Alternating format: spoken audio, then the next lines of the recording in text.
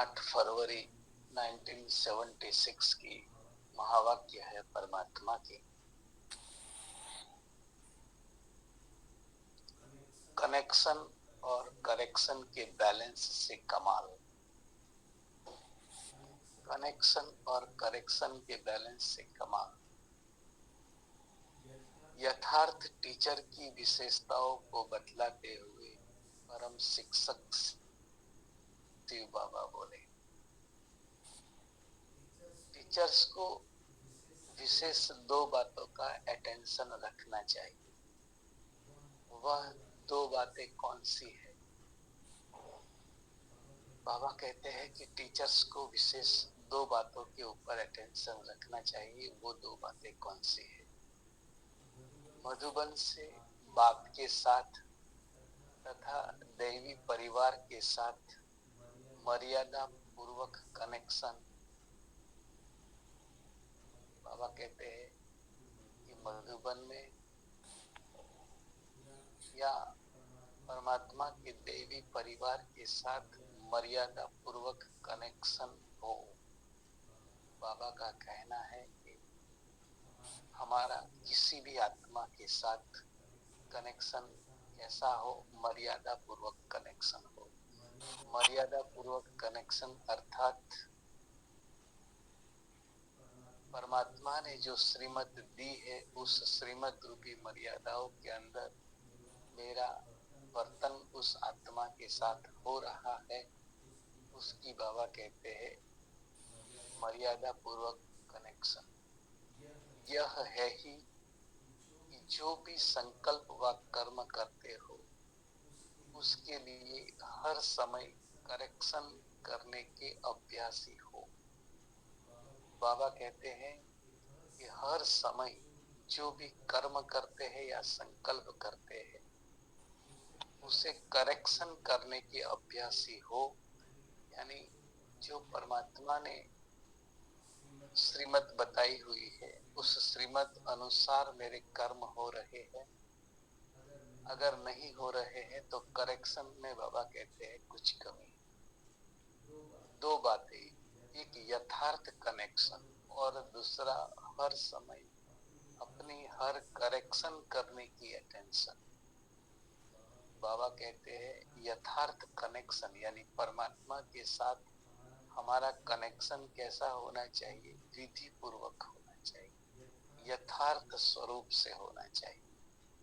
बाबा कहते हैं और हर समय हर करेक्शन करने की अटेंशन। अगर दो ही बातों में से एक में भी कमी है तो सफलता पूर्वक नहीं बन सकते। दो बातें बाबा ने बताई हम सबको, एक कनेक्शन और दूसरा करेक्शन। बाबा कहते अगर दो बातों में से कोई भी बात में कमी है तो सफलता मूर्त नहीं बन सकते।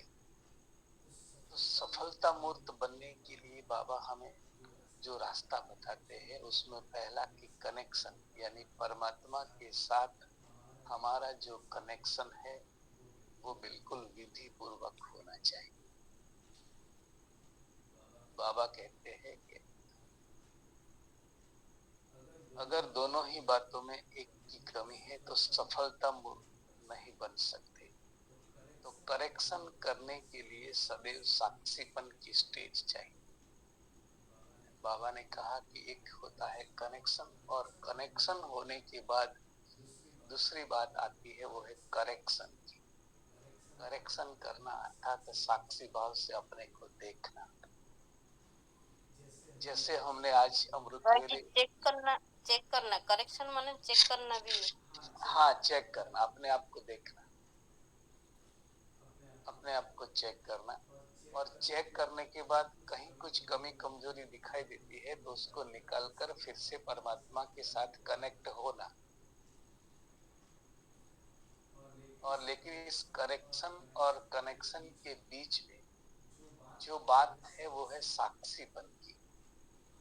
हमें करेक्शन करना है लेकिन साक्षी भाव से करना है। साक्षी भाव से करेक्शन करना, इसका मतलब ये होता है कि कहीं न कहीं मन रूपी दर्पण के अंदर थोड़ा बहुत अपने प्रति लगाओ, थोड़ा बहुत अपने अलबेलेपन की प्रति लगाओ, थोड़ा बहुत किसी आत्मा की व्यवहार के प्रति लगाव भी नहीं, यानी परमात्मा ने जो शिक्षा दी है उस शिक्षा अनुसार 100% अटेंशन, उसमें कहीं भी छोटी मोटी बंधन की स्थिति न हो। बाबा कहते हैं अगर दोनों ही बातों में से एक की भी कमी है तो संपूर्ण सफलता मूर्त नहीं कह सकेंगे। करेक्शन करने के लिए सदैव साक्षीपन की स्टेज चाहिए। अगर साक्षी होकर करेक्शन नहीं करेंगे तो यथार्थ कनेक्शन रख नहीं सकेंगे। यानी अपने भीतर कुछ ऐसा पड़ा है लेकिन मैं साक्षी बन के नहीं कर रहा हूँ, और ऐसा कभी कभी सोचता हूँ नहीं इतना तो होना चाहिए, ऐसा थोड़ा बहुत तो होना ही चाहिए ना। ये सब जो बातें हैं बाबा कहते हैं यथार्थ कनेक्शन रख न सकेंगे। तो यह सदैव चेक करो कि हर समय हर बात में करेक्शन करते हैं। बाबा पूछते हैं हर समय हर बात में करेक्शन करते हैं। एक है बुद्धि की करेक्शन जिसको याद की यात्रा कहते हैं। दूसरा है साकार कर्म में आते हुए साकार परिवार व साकार संबंध के कनेक्शन में आना। बाबा कहते हैं एक है बुद्धि की करेक्शन जिसको याद की यात्रा कहते हो। याद की यात्रा के अंदर कौन सा करेक्शन है? तो जब हम कभी कभी याद में बैठते हैं तो हमारा मन कहीं भटकता है, हमारी बुद्धि कहीं चली जाती है। उसको साक्षी स्थिति में होकर चेक करना है कि क्या मैं परमात्मा को याद करने के लिए जो समय निकाल पाता हूँ वो समय संपूर्ण रीति निकाल पाता हूँ, या कहीं न कहीं बैठे बैठे मन कहीं और चला जाता है, जिसको कहते हैं साक्षीपन से करेक्शन यानी याद की यात्रा। और दूसरा है साकार कर्म में आते हुए, बाबा कहते हैं साकार कर्म में आते हुए साकार परिवार व साकार संबंध के कनेक्शन में आना। यानी परिवार में जब मैं आता हूँ और उनके साथ जब मैं संबंध में आता हूँ तो मेरा उनके साथ कनेक्शन जो है वो परमात्मा की दी हुई श्रीमत के अनुसार है। बाबा कहते हैं उस कनेक्शन को चेक करो और ठीक करो। थोड़ा बहुत हमारे अंदर पड़े हुए विकार और विचारों के कारण हम उसमें कभी कभी छुट्टी ले लेते हैं। जैसे एक मैं एग्जाम्पल दूं कि परमात्मा ने कहा है कि सभी मनुष्य के प्रति हमारे अंदर शुभ भावना शुभ कामना होनी चाहिए, लेकिन हमारे परिवार के अंदर बाबा कहते हैं जब हम कनेक्शन में आते हैं कोई ऐसी बात ऊपर नीचे होती है तो उस आत्मा के प्रति हम जो शुभ भावना शुभ कामना परमात्मा ने कही है श्रीमत दी है उस हिसाब से नहीं रख पाते हैं। तो उसको बाबा कहते हैं कि संपूर्ण मर्यादा पूर्वक, जैसे बाबा ने आगे भी कहा था मर्यादा पूर्वक, उस मर्यादा पूर्वक मेरा उनके साथ कनेक्शन है। बाबा कहते हैं कि साकार में कनेक्शन में आने में मर्यादा पूर्वक है। मर्यादा यानी परमात्मा की दी हुई श्रीमत प्रमाण है। जैसे रूहानी परिवार का कनेक्शन रूहानियत के बजाय देह अभिमान का कनेक्शन है, तो वह भी यथार्थ कनेक्शन नहीं हुआ। यानी ब्राह्मण परिवार के अंदर भी बाबा ने कहा कि हमारा परिवार है, लेकिन वो परिवार कौन सा है? रूहानी परिवार है। रूहानी परिवार का मतलब होता है आत्मिक परिवार।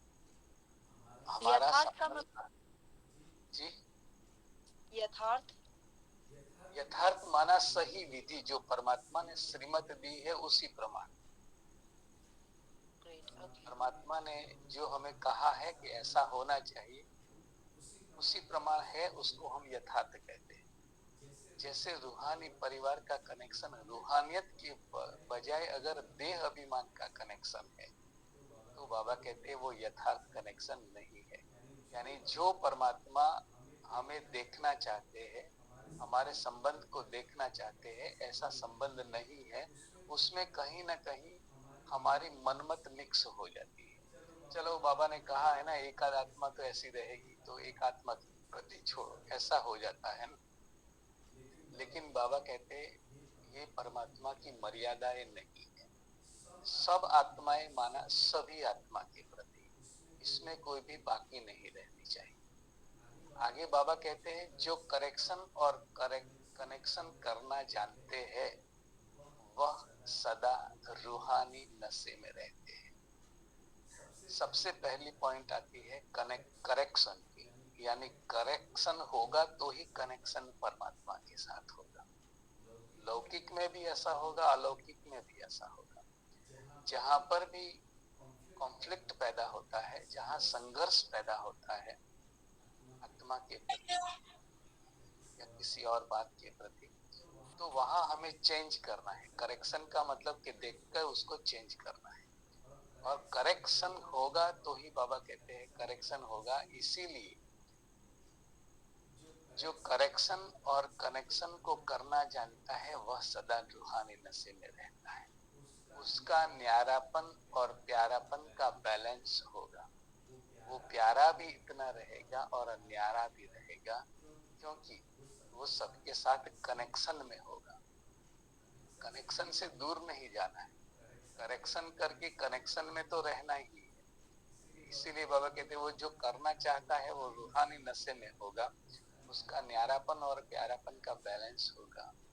देखो सिर्फ बैलेंस का खेल दिखाने के लिए इतनी कमाई का साधन बना है, वह है सर्कस। बाबा स्थूल बात पर ले आते हैं। जो स्थूल सर्कस है ना, वो पूरा सर्कस है, वो किस आधार पर चलता है? बैलेंस के आधार पर चलता है। एक दूसरे को रस्सी पकड़ के एक दूसरे के ऊपर खड़े होकर जो करते हैं, उसका मूल स्रोत कौन सा है? बैलेंस का। तो यहाँ भी बाबा ने कहा है कि बैलेंस को कमाल के रूप में दिखाते हैं सर्कस के अंदर। तो यहाँ भी अगर बैलेंस का कमाल, यहाँ भी अगर बैलेंस होगा तो कमाल भी होगा और कमाई भी होगी। बहुत अच्छे एग्जाम्पल से बाबा ने हमें समझाया। यहाँ पर भी हमें बैलेंस रखना है। किस आत्मा के साथ कितना डिस्टेंस मेंटेन करके उस आत्मा की दुआएं लेनी है, वो एक बैलेंस का रूप है। कभी कभी किसी आत्मा के साथ हमारे कर्म के हिसाब किताब बहुत कड़े होते हैं, गहरे होते हैं, लेकिन उस समय हमें समझना चाहिए कि मेरे हिसाबों की लेन देन हो रही है, तो मुझे किस प्रकार से उस आत्मा से अपना डिस्टेंस मेंटेन करना है। ऐसी परिस्थिति जब क्रिएट होती है कि मुझे उस आत्मा के साथ व्यवहार में आना है, परिस्थिति में आना है, संबंध में आना है, तो मुझे परमात्मा की दी हुई श्रीमत अनुसार व्यवहार करना है उसके साथ। तो उस व्यवहार का बैलेंस अगर आ गया, डिस्टेंस रखने का, बात करने का, उस समय मेरे अंदर अटेंशन होगा, तो बाबा कहते हैं उस बैलेंस के आधार से क्या होगा? कमाल भी होगा और कमाई भी होगी। यानी उस आत्मा के साथ हमारा जो संबंध व्यवहार हुआ वो भी पूरा हो जाएगा, ये भी एक कमाल हो जाएगी, और उसमें कहीं संघर्ष नहीं हुआ तो हमारी कमाई भी हो जाएगी। बाबा कहते हैं वो उसमें सब चीजों का अटेंशन चाहिए। बाबा आगे कहते हैं अगर जरा भी कम और ज्यादा होता है तो न कमाल होता है न कमाई होती है। बिल्कुल अटेंशन पूर्वक उस समय व्यवहार करना है। कभी कभी हो जाता है ना, कोई कोई आत्मा के साथ ऐसी हमारी अनबन रहती है, लेकिन कोई परिस्थिति आ जाती है कि उसी के साथ हमारा बैठना हो जाता है, उसी के साथ मुझे मिलकर कार्य करना हो जाता है, तो उस समय बाबा कहते हैं कि ये कमाल करनी है। अगर ये कमाल होगी तो कमाई होगी। जैसे कोई भी खाने की चीज बनाते हैं, अगर उसमें सब चीज का बैलेंस न हो तो कितनी भी अच्छी चीज हो पर उसमें टेस्ट नहीं आएगा। ये भी बाबा ने हमें बैलेंस के ऊपर शिक्षा दी है। तो अपने जीवन को भी श्रेष्ठ और सफल बनाने के लिए बैलेंस रखो, अर्थात समानता रखो। यानी कोई भी चीज ज्यादा मात्रा में भी ना होनी चाहिए और कम मात्रा में भी ना होनी चाहिए। उस समय परमात्मा ने जो शिक्षा दी है, तो उस शिक्षा को बिल्कुल याद रखकर, बिल्कुल अटेंशन पूर्वक अपने ऊपर अटेंशन रखते हुए उस कार्य व्यवहार को पूरा करना है, उस परिस्थिति को पास करना है। इसके लिए बाबा हमें शिक्षा दे रहे हैं। दूसरी बात बाबा हमें समझाते हैं आज, जैसी समस्या हो, जैसा समय हो, तो वैसे अपने शक्तिशाली रूप बना सको। जैसी समस्या हो और जैसा समय हो, बाबा कहते हैं अपने को शक्तिशाली रूप में बनाना है। अगर परिस्थिति सामना करने की है तो सामना करने की शक्ति स्वरूप हो जाओ। अगर परिस्थिति सहन करने की है तो सहन शक्ति के स्वरूप में हो जाओ। ऐसा अभ्यास हो। यानी जहां कोई ऐसी बात आती है जहां मुझे सहन करना है, तो सहन करने की शक्ति स्वरूप बनना है। कोई ऐसी परिस्थिति आती है जहां मुझे सामना करना है, सामना करने का मतलब यहाँ लड़ना झगड़ना डटकर रहना नहीं, सामना करना अर्थात डटे रहना, चुपचाप अवस्था के अंदर सामना करना, अर्थात उस परिस्थिति को पसार होने तक वेट करना। कभी कभी हम स्थूल रूप के उस सामना का अर्थ ले लेते हैं कि उस व्यक्ति का सामना करना, तो ऐसी बात यहाँ नहीं है बाबा की। बाबा कहते हैं उस शक्ति रूप के अभ्यासी हो जाओ। टीचर्स माना बैलेंस। टीचर्स के आगे ऐसी बहुत समस्याएं आती है, क्योंकि टीचर्स जो सेंटर पर रहते हैं उसको बहुत सारे स्वभाव संस्कार की आत्माओं के साथ तोल जोल करना पड़ता है, मेल जोल करना पड़ता है। तो उसमें विभिन्न भिन्न प्रकार की संस्कार और स्वभाव वाली आत्माएं आती है। तो टीचर्स के लिए ये बड़ी चैलेंज की बात होती है। चलो हम तो घर में रहते हैं तो छोड़ के आ जाते हैं, थोड़े समय बैठ जाते हैं इधर उधर, लेकिन टीचर्स तो ऐसा नहीं कर सकते। टीचर्स को हर आत्मा के साथ तालमेल करना पड़ता है और वो आत्मा अपने अपने स्वभाव संस्कार के अनुसार टीचर्स के सामने पेश आते हैं। इसके लिए बाबा कहते हैं टीचर्स माना बैलेंस, यानी टीचर्स का स्वभाव बैलेंस का होना चाहिए। जैसा समय वैसा स्वरूप धारण करने की शक्ति हो। स्नेह की जगह अगर शक्ति को धारण करते हो, तो शक्ति की जगह अगर स्नेह को धारण किया तो उसको क्या कहेंगे। यानी जहां स्नेह से पेश आना है वहां शक्ति से पेश आए, और जहां शक्ति से पेश आना है वहां स्नेह से पेश आए, तो बाबा कहते उसको क्या कहेंगे। अर्थात जैसा समय वैसा स्वरूप धारण करने की शक्ति नहीं है। जैसा स्वरूप, बाबा कहते जैसा समय वैसे स्वरूप को धारण करने की शक्ति। कभी कभी किसी आत्मा के साथ ऐसा ऊपर नीचे स्वभाव संस्कार की टक्कर हो जाती है, तो उस समय मुझे किस प्रकार से पेश आना है उसका बैलेंस बाबा कहते हैं। तो उसको बाबा कहते हैं कि क्या कहेंगे, तो सर्विस की रिजल्ट भी नहीं निकलती। बाबा कहते हैं अगर धारण करने की शक्ति है तो सर्विस की रिजल्ट भी नहीं निकलती और सफल भी नहीं होते हैं। बैलेंस करना आ गया तो सर्विस सफल होगी। कहने का मतलब ये है, क्योंकि अंतिम समय चल रहा है। बाबा ने एक बार मुरली में कहा था, 18 नहीं, मम्मा के दिन की मुरली, मुझे डेट पूरी याद नहीं है लेकिन दिन याद है, कि अभी अंतिम समय में ऐसी ऐसी आत्माएं होगी जिसके अंदर सब प्रकार से गुणवान नहीं होगी। कोई ना कोई कमी कमजोरी उसके अंदर यानी स्वभाव संस्कार की टक्कर ज्यादा होगी। तो उस समय उस आत्मा के गुण को देखकर हमें चलाना होगा, उसके अवगुण को नजरअंदाज करके अपना भाई समझकर उसको धीरे धीरे चलाना होगा। जिसके लिए बाबा ने शब्द भी प्रयोग किया था कि लंगड़ापन होगा, यानी वो एक टांग से चलने वाली आत्मा होगी, तो आपको कंधे का सहारा देकर उसको चलाना होगा। कोई कोई के अंदर बहुत अच्छे गुण होते हैं, लेकिन कोई एक आध अवगुण भी ऐसा होता है, उसको बाबा लंगड़ापन कहते हैं। तो उस अवगुण को न देखकर, उसके गुण को देखकर उसका सहारा बनकर उसे हमारे ज्ञान मार्ग में आगे चलाना होगा। इसीलिए बाबा कहते हैं कि सर्विस की वृद्धि भी करनी है ना, टीचर्स को तो सर्विस की वृद्धि भी करनी है। तो सर्विस की वृद्धि भी इसी बैलेंस के आधार पर होगी और सफल भी इसी बैलेंस के आधार पर होगा। अगर नंबर 1 टीचर बनना है तो कोई भी धारणा पहले स्वयं करो फिर कहो।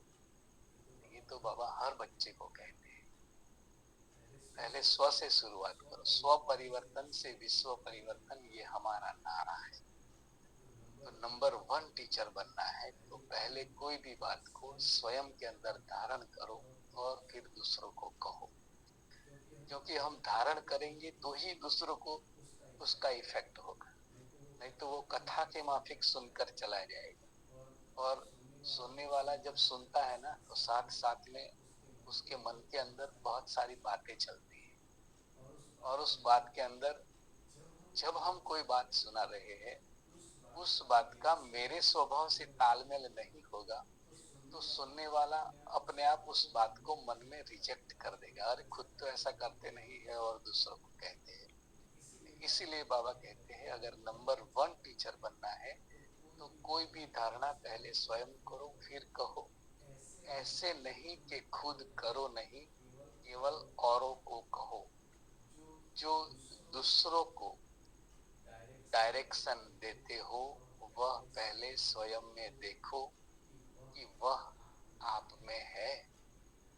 क्योंकि जब दूसरों को हम डायरेक्शन देते हैं वो पहले हमारे अंदर चेक करना है।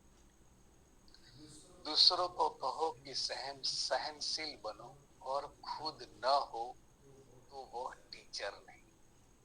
टीचर माना शिक्षक अर्थात शिक्षा देने वाला। अगर स्वयं शिक्षा स्वरूप नहीं तो वह यथार्थ टीचर कहला नहीं सकते। बाबा ने कहा ये सब नंबर 1 टीचर की बाबा परिभाषा कर रहे हैं। यथार्थ टीचर यानी परमात्मा जैसी टीचर बनाना चाहते हैं, ऐसी टीचर। सदैव यह स्लोगन याद रखो, शिक्षक अर्थात शिक्षा स्वरूप और बैलेंस रखने वाला। जब क्वालिटी की टीचर बनना है, क्वांटिटी पर नजर न हो, क्वालिटी टीचर बनना है यानी सर्वगुण गुण रूपी टीचर बनना है। क्वांटिटी टीचर नहीं, यानी जो बहुत मात्रा में है ऐसा नहीं, बहुत से मुझे विशेष अलग टीचर बनना है। सबको ऐसा लगना चाहिए कि ये टीचर कुछ अलग है, ऐसा नहीं लगना चाहिए कि वो सब जैसी चीज है। नहीं, सबसे अलग टीचर बनना है जिसको क्वालिटी टीचर कहते हैं, क्वांटिटी टीचर नहीं। बाबा ने 2 बातें बताई यहाँ पर। क्वालिटी ही सबके कल्याण के निमित्त बन सकती है। अगर हमारे भीतर क्वालिटी अच्छी है, हम क्वालिटी टीचर है, तो सबके कल्याण के निमित्त बन सकती है। तो अब टीचर की क्वांटिटी नहीं बढ़ानी है, लेकिन क्वालिटी बढ़ानी है, यानी परमात्मा के द्वारा दी हुई श्रीमत अनुसार हमारा संपूर्ण व्यवहार हो। बाबा का कहने का सीधा साधा ये मतलब है। बाबा हमें ऐसा बनाना चाहते हैं, और उस बनाने के लिए बाबा ने 2 शब्द प्रयोग किए, एक है करेक्शन और दूसरा है कनेक्शन। ये मुरली वैसे तो टीचर्स के लिए चली है, लेकिन हम सब बाबा के बच्चे टीचर्स ही है, किसी ना किसी रूप में हम दूसरों को शिक्षा देते ही है। तो जो शिक्षा देता है वो शिक्षक है, और शिक्षक है माना परमात्मा की हम टीचर बच्चे हैं। तो हमारे अंदर पहले हमें जांच करनी है, देखना है, उसके बाद उसका करेक्शन करना है, और करेक्शन होगा तो ही कनेक्शन होगा। इसका तो सीधा साधा साफ मतलब है।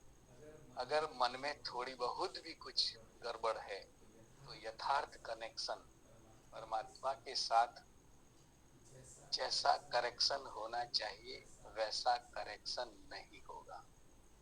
इसीलिए बाबा ने कहा कि क्वालिटी पर बढ़ानी है, यानी विशेष बनना है, अलग हट करके बनना है।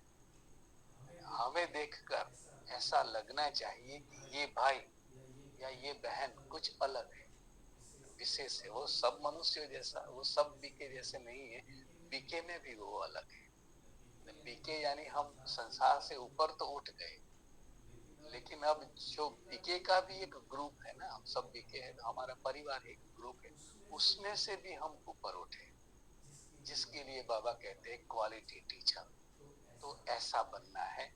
तो उसके लिए दो बातों के ऊपर अटेंशन और उसका रिजल्ट माना हमें क्वालिटी टीचर बनना है, और पुरुषार्थ है करेक्शन और कनेक्शन पर। तो ये पूरी मुरली का आज का सार था। बाबा आगे कहते हैं समझा। बाबा पूरी बात कहकर फिर हम बच्चों को कहते हैं समझा। तो हमें समझ के ऊपर रिप्लाई करना है बाबा का कि हाँ बाबा समझा। अगर नहीं समझे है तो उसके ऊपर और बात करनी है, इसको और आगे समझने का प्रयास करना है। ठीक है। इस अव्यक्त वाणी का सार बाबा सार समझाते हैं। जो करेक्शन और कनेक्शन करना जानते हैं वही सदा रूहानी नशे में होंगे। जो चेंज करना जानते हैं और जो कनेक्ट करना जानते हैं वो रूहानी नशे में होगी। दूसरी पॉइंट है, अगर नंबर 1 टीचर बनना है तो कोई भी धारणा पहले स्वयं करो फिर दूसरों को कहो। ऐसे नहीं खुद करो नहीं और दूसरे को कहते रहो। जो दूसरों को डायरेक्शन देते हो वह पहले स्वयं में देखो कि आप में है। बहुत अच्छी पॉइंट है। कभी कभी भाषण करते करते, कभी कभी मुरली सुनाते सुनाते, ज्ञान तो बुद्धि का खेल है ना, तो आ जाता है, लेकिन ज्ञान कर्म में झलकता नहीं, कहीं कर्म में आने में समय लगता है। इसके लिए बाबा कहते हैं। तीसरा है जैसा समय वैसा स्वरूप धारण करने की शक्ति बढ़ाओ, जिसके लिए बाबा ने एग्जाम्पल दिया कि सहन करने की और सामना करने की शक्ति। वैसे जैसे जैसे हम योगी बनते जाते हैं ना, जैसे जैसे हम परमात्मा से कनेक्ट होते जाते हैं तो हमारी अष्ट शक्तियां बैलेंस में आती जाती है। तो इस शक्तियों को बढ़ाने के लिए या इस शक्ति स्वरूप बनने के लिए बहुत बहुत ज्यादा आवश्यकता है, वो योग की आवश्यकता है। उसमें अकेले ज्ञान से काम नहीं चलेगा। जितना योग होगा उतना ही अष्ट शक्ति हमारे अंदर सुचारू रूप से कार्य करेगी। चौथी पॉइंट बाबा ने कही, सफलता मूर्त बनने के लिए चाहिए एक तो यथार्थ कनेक्शन, और दूसरा हर समय अपनी करेक्शन करने की अटेंशन। जहां भी अपने अंदर कमी कमजोरी दिखाई देती है उसको करेक्शन करना है। इस आधार से आज अमृत वेले भी हमने किया कि मन की गहराई में जाकर के चेक करना है। मोटेपन में हमने विकारों को छोड़ दिया है। मोटेपन के अंदर हम ज्यादा देर तक शांत रह सकते हैं। अभी देखो कि हम कब अशांत हुए थे, तो शायद हमें याद भी नहीं आएगा। तो मोटे मोटे तौर के ऊपर हम अशांत नहीं होते हैं, लेकिन मन के अंदर गहराई से अगर हम देखें तो थोड़ा बहुत इरिटेशन आ जाना, थोड़ा बहुत अंदर चिड़चिड़ापन भी आ जाना, थोड़ा बहुत किसी बात को न पसंद करना, वो भी अशांति है। वो तो है ना, वो तो उसमें तो चेक करना पड़ेगा ना। तो आज अमृत वेले का जो योग था वो उसी के ऊपर था। तो गहराई में, मन की गहराई में जाकर जाकर जाकर देखना है और देखकर उसको बाहर निकालना है। जैसे कोई दुश्मन अटैक करता है तो लोग का मन घर के एकदम कोने कोने में ऐसी जगह पर छुप जाएंगे, वहां मिलेंगे नहीं। तो ये परमात्मा जब हमारे ऊपर अपने गुण और शक्ति बरसाता है ना, तो जो रावण रूपी जो हमारे अंदर अंश पड़े हैं वो ऐसे कोने में जाकर छिप जाते हैं, वो ऐसे पर बाहर नहीं निकलेंगे, लेकिन सब नॉर्मल होगा तब वो अचानक से प्रकट हो जाएंगे।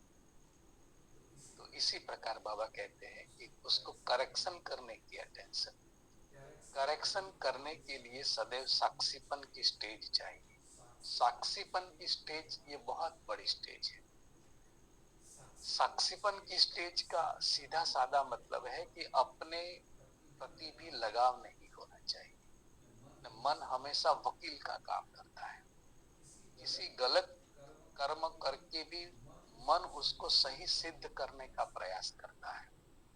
उसके लिए वो ज्ञान भी सुना देता है, उसके लिए वो बाबा की बातें भी बता देता है, इसके लिए वो दो चार ऐसे एग्जाम्पल भी दे देता है। तो लेकिन वो साक्षीपन की स्टेज नहीं। साक्षीपन की स्टेज का मतलब होता है कि जो परमात्मा ने बात सुनाई उस बात के अनुसार मेरा कर्म है, यानी परमात्मा की श्रीमत अनुसार मैं कर्म कर रहा हूँ। उस साक्षीपन की स्टेज पर स्थित होकर हमारे अंदर करेक्शन करना है। अगर साक्षी होकर करेक्शन नहीं करेंगे तो यथार्थ कनेक्शन रख न सकेंगे, क्योंकि साक्षी जब तक बनेंगे नहीं तब तक तटस्थता से उसको हम न्याय नहीं दे पाएंगे। इसीलिए बाबा कहते हैं कि साक्षी बनकर कनेक्शन रखो। कुछ प्रश्न भी है आज बाबा ने दिए हैं। संजय भाई जी, प्रश्न लेने हैं हमें? जी बताइए। जी जी 7 मिनट है और हाँ, प्रश्न ले रहे हैं ना? प्रश्न कुछ बाबा ने आज की मुरली में दिए। हाँ 7 मिनट है और बोल सकते हैं। हाँ ठीक है, ठीक। हाँ, बाबा ने मुरली में से ही प्रश्न पूछे हैं कि टीचर्स को विशेष कौन सी दो बातों पर अटेंशन रखने को बाबा ने मुरली में कहा। तो कौन सी दो बातें बताई, बता सकते हैं? कनेक्शन। वेरी गुड, बहुत अच्छा। एक करेक्शन और दूसरा है कनेक्शन। बहुत अच्छी बात है। अभी बाबा दूसरा प्रश्न पूछते हैं कि करेक्शन के संदर्भ में बाबा क्या समझाने दे रहे हैं। करेक्शन के संदर्भ में, यानी करेक्शन के ऊपर बाबा हमें कौन सी समझाने दे रहे हैं। इस प्रश्न उत्तर, उसका उत्तर बाबा ने मुरली में दिया है, इसमें तो नहीं दिया है। कोई बता सकता है? ओम शांति भैया। हाँ बोल। बाबा ने कहा है कि पहले खुद को कनेक्शन करना है, फिर दूसरों को करेक्ट करना है।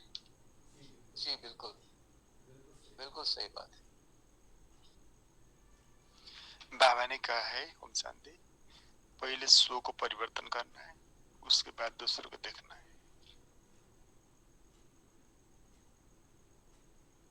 स्वयं परिवर्तन से विश्व परिवर्तन होना है भाई जी। ओम शांति। करेक्शन करते ही कनेक्शन होगा। अपने को पहले करेक्शन करना है, इसके बाद ही कनेक्शन होगा। बिल्कुल सही बात है। और कोई कुछ बताना चाहेगा?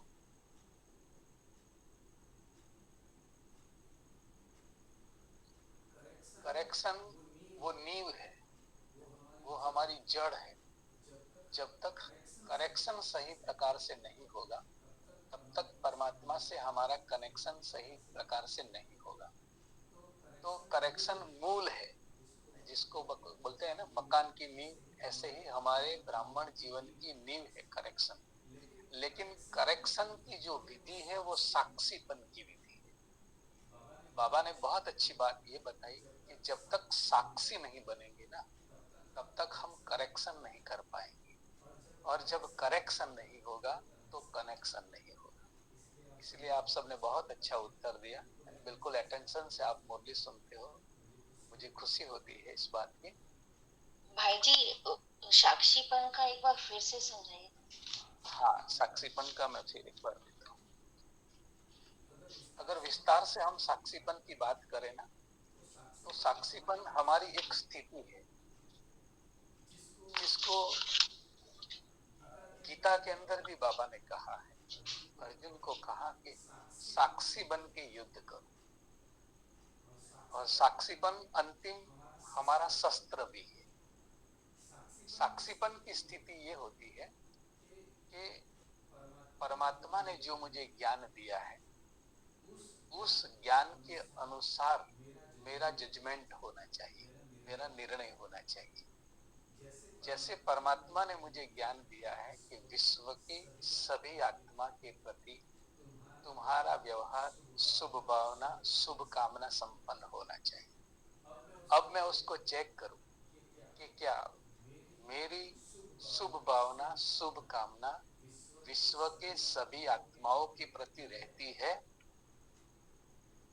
तो हम जब ये चेक करेंगे तो कुछ आत्माएं ऐसी होगी जिसके लिए हमारे मन में कुछ ना कुछ ऊपर नीचे होगा। वो सबके साथ होता है, उसको एक्सेप्ट करना है। ऐसे मोटे मोटे में तो हम कहेंगे कि कोई हमारे किसी के प्रति मेरे अंदर ये नहीं है, वो नहीं है, लेकिन जब हम सूक्ष्म में देखेंगे तो कहीं ना कहीं कुछ आत्मा के साथ हमारे व्यवहार में ऊपर नीचे होगा। तो हम क्या करेंगे, उसको अगर मोटे रूप में चेक करेंगे तो बोलेंगे अगर कि भाई मेरा सबके प्रति शुभ भावना, शुभ कामना रहती है ना, वो तो 100 मार्क है। तो 100 मार्क की बात आएगी तो कुछ आत्मा के प्रति नहीं होती है, लेकिन परमात्मा ने जो कहा है कि सबके प्रति होनी चाहिए। तो मुझे जब डिसीजन लेना है, मार्क्स देने हैं, तो मैं कितने मार्क्स दूंगा? वैसे तो मैं 100 दे दूंगा, लेकिन साक्षीपन से अगर मार्क देना है कि परमात्मा ने कहा है, उसमें मुझे अपने लिए भी खींच लगाव नहीं रखना है। अपने प्रति भी ऐसा नहीं कि भाई मेरा व्यवहार ऐसा है तो थोड़ा बहुत चल जाता है, नहीं। तो वो होता है साक्षीपन, यानी लगाव और झुकाव से मुक्त, पर बिल्कुल परमात्मा के कहे हुए अनुसार उसकी रिजल्ट, वो साक्षीपन। उसमें अपने प्रति लगाव झुकाव नहीं, अपना बचाव नहीं, कहने का मतलब वो होता है साक्षीपन। समझे ना? इसलिए जो अर्जुन का जो मैंने आपको दिया ना कि साक्षी बन के युद्ध करी, अर्जुन को क्या था, वो साक्षी क्यों नहीं बन पा रहा था?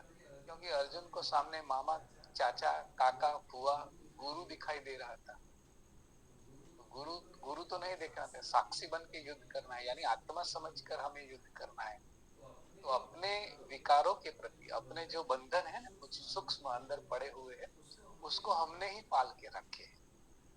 देखो थोड़ा बहुत तो ऐसे व्यवहार करना पड़ता है। ये क्या है? वो हमारे मन का एक लगाव झुकाव है हमारे खुद के प्रति।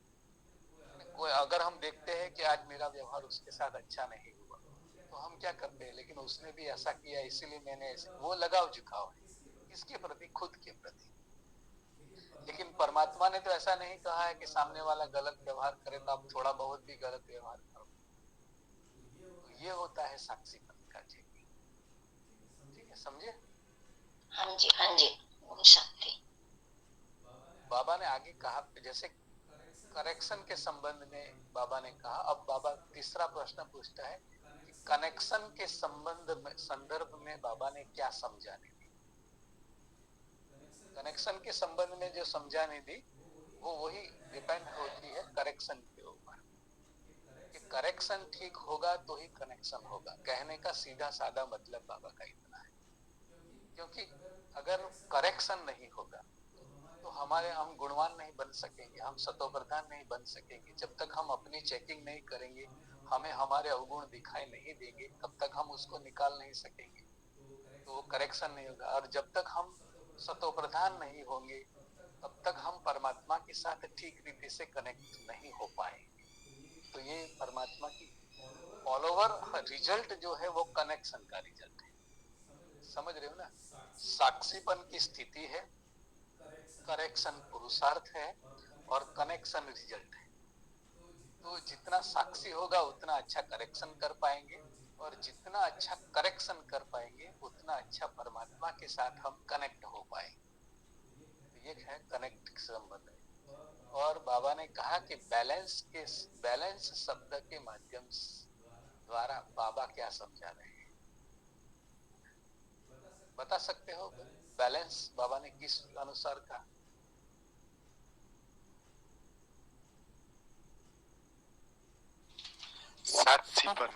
साक्षीपन की स्थिति रहकर। हाँ, साक्षीपन की स्थिति द्वारा हम बैलेंस रख सकते हैं। बहुत अच्छी बात है भाई जी। रूहानी नशे में जब हम रहेंगे तो उसका हम बैलेंस रख सकते हैं। हाँ, वो भी बहुत अच्छी बात है। लेकिन रूहानी नशे के लिए हमारा पुरुषार्थ कौन सा बाबा ने बताया? मर्यादा पूर्वक व्यवहार। मर्यादा पूर्वक। हाँ, बस उसको ध्यान में रखना है तो ही रूहानी नशा रहेगा। नहीं तो नशा कोई भी हमारा पिन मार के निकाल देगा। मर्यादा पूर्वक हमारा व्यवहार नहीं होगा तो हमारा नशा, कोई भी परिस्थिति आएगी तो भी नशा उतर जाएगा, कोई ऐसा व्यक्ति का वर्तन आएगा तो भी हमारा नशा उतर जाएगा। इसलिए बैलेंस के लिए बाबा ने साक्षीपन की स्टेज को कहा। और बैलेंस से बाबा ने कहा कि हमारे अंदर जो शक्तियां हैं, समाने की शक्ति, सहन करने की शक्ति, उसके बैलेंस के लिए बाबा ने कहा। और ये विशेष मुरली टीचर्स के लिए है ना, तो टीचर्स को मैंने आगे भी मुरली में भी कहा कि टीचर्स का बैलेंस रखना बहुत जरूरी है, क्योंकि टीचर्स अगर बैलेंस नहीं रखेगी तो बाबा ने कहा कि सेवा में वृद्धि नहीं होगी, क्योंकि टीचर्स को बहुत सहन करना पड़ता है। हमारा तो क्या है कि हम तो 1 घंटा 2 घंटा 3 घंटा सेंटर पे जाके चले आते हैं। कभी कभी सेवा होती है तो ज्यादा रुकना पड़ता है, लेकिन उनको तो पूरा दिन वहीं रहना है और भिन्न भिन्न आत्माओं से अटेंशन रखना पड़ता है खुद पर। हाँ, अटेंशन अपने पर भी रखना पड़ेगा। ये भी एक बहुत अच्छी पॉइंट है। तो ये बहुत अच्छे बैलेंस के आधार से, बैलेंस है तो ही ब्लेसिंग है। बैलेंस के ऊपर तो बाबा ने कई मुरलियां चलाई, और उसको कभी चांस मिलेगा तो बैलेंस के ऊपर पूरा अलग से क्लास हो सकता है। जैसे लौकिक अलौकिक का बैलेंस, बाबा ने याद और सेवा का बैलेंस, कितनी बड़ी बैलेंस के ऊपर बहुत सारी बातें कही है। व्यवहारों का बैलेंस, संबंधों का बैलेंस, हमारे कर्मों का बैलेंस, ऐसे बहुत सारे बैलेंस पूरा, जिसके लिए तो बाबा ने सर्कस का पूरा एग्जाम्पल दिया ना। तो सर्कस में बाबा ने कमाई का भी बताया, तो बैलेंस होगी तो कमाई भी होगी। बाबा ने कहा वो लोग बैलेंस के आधार पर पूरा जीवन व्यतीत करते हैं। सर्कस में क्या होता है? बैलेंस का तो खेल होता है। अगर बैलेंस बिगड़ा तो गए काम से, गिर जाएंगे पूरा नीचे। तो यहाँ पर भी बाबा बैलेंस के लिए हम सबको कहते हैं। तो आज की मुरली ऑल ओवर बहुत अच्छी थी और बहुत शिक्षाएं थी। और जो योग भी हमने किया, उस योग को भी थोड़ा गहराई में जाकर, योग को भी थोड़ा गहराई में जाकर। हाँ जी, विष्णु भाई जी बोलिए। करेक्शन माना रिजल्ट है कि कनेक्शन माना रिजल्ट बोला था, उसको फिर समझिएगा। हाँ, साक्षी, मैंने कहा था साक्षीपन वो पुरुषार्थ है, करेक्शन सॉरी साक्षीपन वो स्थिति है, यानी साक्षी की स्थिति में रहकर करेक्शन वो पुरुषार्थ है। हमारे अंदर पहले हमें चेक करना है और चेक करके उस बात को निकालना वो पुरुषार्थ है, और उसका रिजल्ट है हमारा कनेक्शन। यानी हम करेक्शन करेंगे, अपने आप को चेंज करेंगे तो ही परमात्मा के साथ कनेक्ट हो पाएंगे। तो 3 बातें मैंने बताई थी। साक्षीपन की स्थिति में रहकर स्वयं को करेक्ट करना है, और करेक्शन करने के बाद हम परमात्मा के साथ कनेक्ट करना है। ठीक है ना? ओके, ठीक है संजय भाई। भाई जी बहुत कुछ पूछना था, अभी तो टाइम बहुत हो गया है, और कभी किसी दिन भैया को बोलेंगे क्लास रखेंगे। नहीं, 5 मिनट है, वैसे 5:30 बजे खत्म करेंगे। अगर कुछ बात है तो पूछ लीजिए। हाँ भैया, वही तो क्या होता है ना कि जब हम लोग अव्यक्त मुरली पढ़ते हैं ना, उसमें कितनी बातें हमको मतलब समझ नहीं आती है कि बाबा क्या बोल रहे हैं। आज की मुरली में कोई ऐसी बात है जो आपकी समझ में ना आई? समझ आई नहीं भाई, बहुत अच्छा लगा आज ये तो समझ आई बहुत तो अच्छी बहुत तरह। अच्छा लगा। पर हम लोग जो भी मुरली पढ़ते हैं वे अव्यक्त मुरली, उसमें जरूर ऐसा होता है कि फिर मैं उसको छोड़ देती हूँ, फिर मैं सोचती हूँ समझ नहीं आ रही है, रहने देती हूँ। अच्छा, आप जब पढ़ने बैठते हो तब ये होता है, ऐसा कहते हो ना? हाँ जी हाँ जी। हाँ हाँ। देखो बहन, उसमें क्या करना है, पढ़ाई को हमें किस प्रकार से लेना है कि पढ़ाई को ऐसा नहीं है कि आज मुझे पूरी मुरली पढ़ लेनी है तो कैसे भी करके पढ़ ली। एक पैराग्राफ पढ़ो, उसको समझने का प्रयास करो, उसको बार बार पढ़ो, एक ही पैराग्राफ को पढ़ो। जब तक कोई बात समझ में न आए तब तक उसको पढ़ो, और हो सकता है अगर उसमें भी समझ न आए तो फिर डिस्कस करो किसी आत्मा से। कोई आत्मा हो ऐसी आपके आसपास, आपकी टीचर्स बहन से पूछो कि बाबा इसमें कहना क्या चाहते हैं। तो बाबा की अव्यक्त मुरली है ना, वो बहुत पावरफुल, शक्तिशाली मुरली होती है, और हम सब बाबा के अव्यक्त बच्चे हैं, तो अव्यक्त बच्चों के लिए ये अव्यक्त मुरली है। तो ऐसी बात नहीं होगी कि आपकी समझ में नहीं आएगी। आप उसके ऊपर विशेष अटेंशन देकर एक ही सेंटेंस को बार बार पढ़ो। पूरी मुरली का अटेंशन नहीं, पहले एक पैराग्राफ का अटेंशन रखो कि जो पहला पैराग्राफ है वो क्या कहना चाहता है, उसमें आप सार निकालो कि मुझे ये कहना चाहता है, और फिर आप चेक करवा लो ऐसा हो तो किसी आत्मा के साथ। जैसे जैसे आपका अभ्यास बढ़ता जाएगा आपको समझ में सब बातें आती जाएगी। हाँ वही, मैं ना पूरी पढ़ती हूँ तो समझ भी नहीं आती कि क्या बोल रहे हैं बाबा।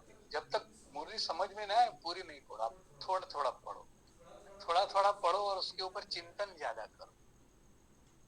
बस पढ़ लो और उसका सार निकालो, पढ़ो और सार निकालो। मुरली का तो बाबा का तो महावाक्य है ना, परमात्मा के महावाक्य तो कितने लंबे होते। जब मैंने पहली बार अव्यक्त वाणी बाबा से पढ़ी, यानी बाबा से सुनी, और वो घर जाकर मैंने पढ़ी, मैं 98 की बात करता हूँ, तो मुझे ऐसा लगा कि इतना लंबा सेंटेंस संसार के अंदर कौन बोल सकता है, कितने लंबा सेंटेंस होता है। और वो भी दादी के शरीर में बाबा अवतरित होते थे तो उसको धीरे धीरे धीरे धीरे धीरे बोलते थे। एक सेंटेंस 10 मिनट तक चलता था, उसमें फुल स्टॉप नहीं लगता था। तो मेरे लिए ये वंडर बात थी, क्योंकि मैं अभ्यासी था थोड़ा शास्त्रों और ये सब का। तो इतने लंबे सेंटेंस तो कोई बोल ही नहीं सकता, बीच में तो रोकना पड़ता है ना, बीच में ब्रेक आ जाता है, लेकिन बाबा नॉन स्टॉप उसको बोलते थे। तो परमात्मा के तो महावाक्य डिफरेंट है, बिल्कुल अलग है। उसको बहुत धैर्यता से, गंभीरता से और समझदारी पूर्वक समझना है। इसलिए एक सेंटेंस को ही आप पढ़ो, एक सेंटेंस के ऊपर चिंतन करो कि बाबा इसको क्या कहना चाहते हैं, तो आपको मुरली भी पूरी याद रहेगी, आपको मजा भी आएगा, आनंद भी होगा। ठीक है, फिर उसके ऊपर हम ज्यादा कभी समय मिलेगा तो विषय पर विस्तार से भी बात करेंगे। हाँ जी, ओम शांति। थैंक यू भैया। मेरे साथ भी यही हुआ है भाई जी, ऐसा ही हुआ। हाँ जी लक्ष्मी, सही बात है। ठीक है, सबको ओम शांति। ओके भाई जी के थैंक यू, ओम शांति भैया। भाई ओम शांति। ओम शांति। ओम शांति। अच्छा ये किरोत मानती भाई साहब, किरोत मानती कौन है? जैसे भाई जी को टीचर में होने पर्ने गुण भाई जी में है यार, बहुत अच्छा है। किरोत मानती भाई साहब, किरोत मानती कहाँ से